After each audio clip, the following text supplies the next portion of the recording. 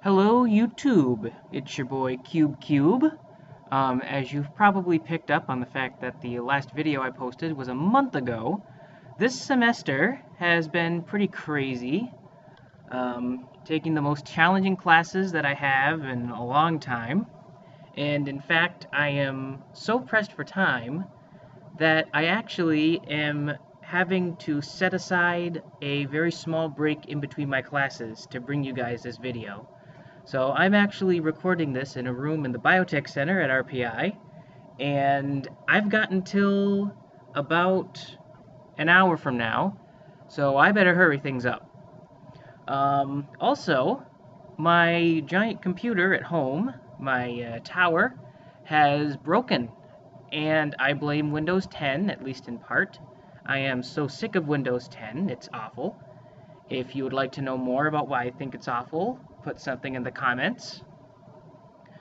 So, as you can see, I am recording this from a slightly different system that you guys may not have seen before. And in fact, this is a Windows 7 system, and this isn't Windows 10 or Windows 8 done up to look like Windows 7. This is actual full-fledged Windows 7. I set this up yesterday, and so far things have been running pretty smoothly, and this is going to serve as my backup system until I get my tower back. So, I am going to be showing you guys how to do the combo effect Busted Speakers and Kyoobavision. Now, this effect, or these effects, I should say, don't need to go together. You can use Busted Speakers without Kyoobavision. You can use Kyoobavision without Busted Speakers, but I tend to put them together, so I'm going to be showing you how to do them in one fell swoop. Now, you don't need Audacity for this. You just need Vegas Pro, and I'll be showing you with Vegas Pro 12. Let's begin. Just thinking about it, it's like, do I want to start up? Okay, there we go. Oh! Yeah, I'll upgrade when I want to, Sony. So today's test subject is going to be the Paramount Pictures 100th anniversary logo. Oh right, I changed the setting. And I am going to start off with Busted Speakers, which is the audio effect. Now, you are not going to get a very good impression of what it sounds like from this video because the sound is not terribly high quality. So, I'll show you the steps, but it'll sound different when you apply it from when I apply it. So what you're going to want to do is you have a single audio track here. You're just going to want to duplicate said audio track. There we go. Took a while for that menu to show up. Go to your second audio track and apply the effect. Where is it? Oh yes, Express Effects Equalization. And do that, twice. Don't bother changing any of these. Now you're going to want to go to one of the Express Effects and turn down the mid and treble as much as you can. And don't worry about that thing I just right-clicked. That was a mistake. So you're going to want to make this video all about that bass, no treble or mid. And you're going to want to do that twice. Oh, I messed something up. There we go. So you're just going to want to do that again, all the way down, with the treble 2. So now this track right here is basically just bass frequencies. Then you're going to want to apply Express Effects Distortion. Using the default settings, except that you're going to want to turn the distortion to original percent up to 100. And the distortion percent, you're going to want to try a few things. Usually I start off with 85 and see how it sounds.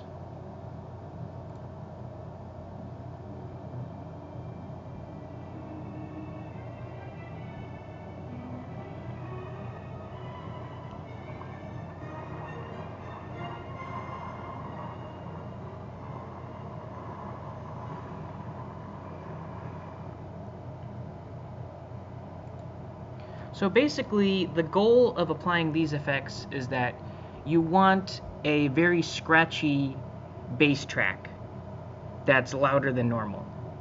Now, the thing is that you want it to be audible. You want to hear the scratchiness because you want it to sound like it's coming out of a pair of busted speakers. But at the same time, you don't want it to completely dominate the sound. And I just played mine, and it sounded really bad. A little bit too loud, so I'm going to turn the distortion percentage down a little bit. Give it another go.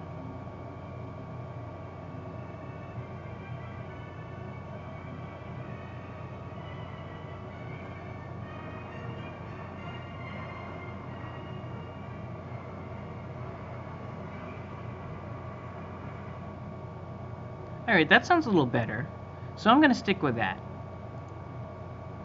So it's pretty flexible what percentage of distortion to original ratio and what percentage of distortion itself you want to use. Just try a few things until you can hear it, just not too much. Make sure you don't check enable hard clipping. That would kind of ruin it. So we're done with the audio effect. Now we're going to go to the video effect, which is Kyoobavision. This one is a little bit more complicated. Now what I'm going to want to do is I need to start by panning and cropping my video track. I'm going to use the preset 16:9 so that it fills the screen. Now if you are going to be making your video in 4:3 ratio full screen, you would want to do this instead. But I don't know a lot of YouTubers that do that anymore. So I'm going to go with 16:9 resolution. But this isn't enough because I need to leave a little bit of room so that I can pan this video later. So I'm going to zoom it in just a little bit more. And in order to do that, I'm going to do a quick calculation. So I want to zoom this into, say, 95% of the original dimensions. So 800 times 0.95, 760. Probably didn't need a calculator for that, but... Oh, it didn't like that. Let me try it again. Oh, by the way, you have to make sure that lock aspect ratio and size about center are checked before you do this. See if that works now. There we go.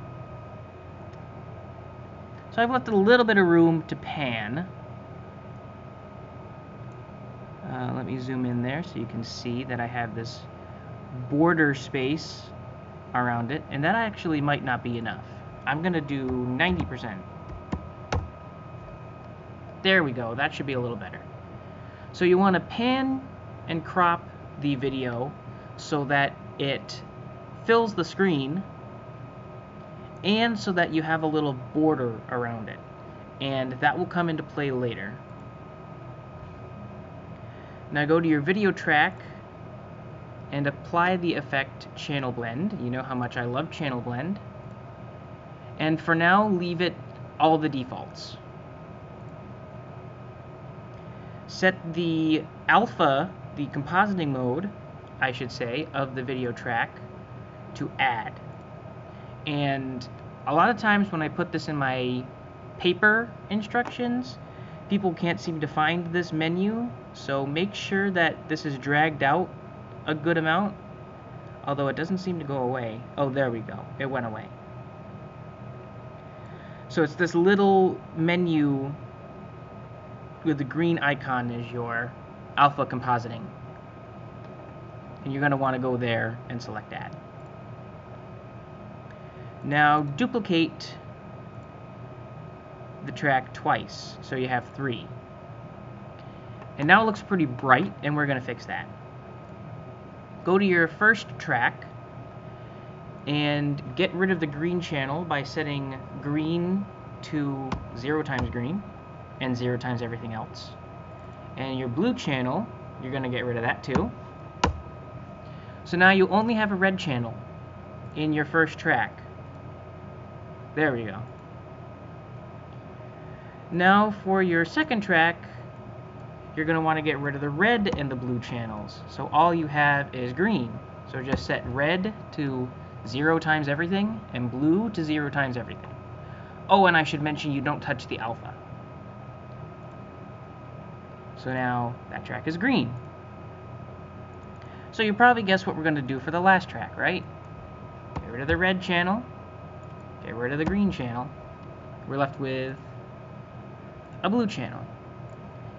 And when those 3 are combined on top of each other, it just looks like the original, which is what you want. So if you've gotten to this stage and your video doesn't look pretty much exactly like the way it started, then you've done something wrong, because we're really just adding the red, the green, and the blue channels to make the original video. Now, this is where the Kyoobavision effect comes into play, because right now we've basically just built up the video from its channels, its color channels. You're going to want to go back to your first track, your red channel, and you're going to pan that just a little bit off center. So let's say I'm going to try moving it like 20 pixels to the side and 20 pixels up or down. So I'll go down 20 pixels, 940 from 960, and I'll go, how much is this? 400? So I'll go down 20 pixels there too, 380. So now we've shifted our red channel a little bit off center. Although that might be a tiny bit too much, because you want the red channel to still be mostly on top of where it was when it started. So I'm going to do 10 pixel offsets instead. So 950 instead of 960, 390 instead of 400. That's a little better. Green channel I'm going to leave alone, and the blue channel I'm going to move in the opposite direction. So this red channel I moved a little smidgen that way. The red channel I moved a smidgen. The blue channel I'm going to move an anti-smidgen. 970 instead of 960, 410 instead of 400. And there we go. So now we've split up our red, green, and blue channels. And you can see that because we didn't move them too far, that they're still mostly together. You get a pretty good image of what this looked like before, but there's definitely some pretty strong color distortion in this. Now, there are many other ways you can move the tracks if you want. They don't have to be in a diagonal line. They can be in a horizontal line. They can be in a vertical line. You can put them in a triangle. All that matters is that you offset them a little bit. And that's actually it for that effect. So we've done busted speakers, we've done Kyoobavision, and let's just take a look at what that looks like.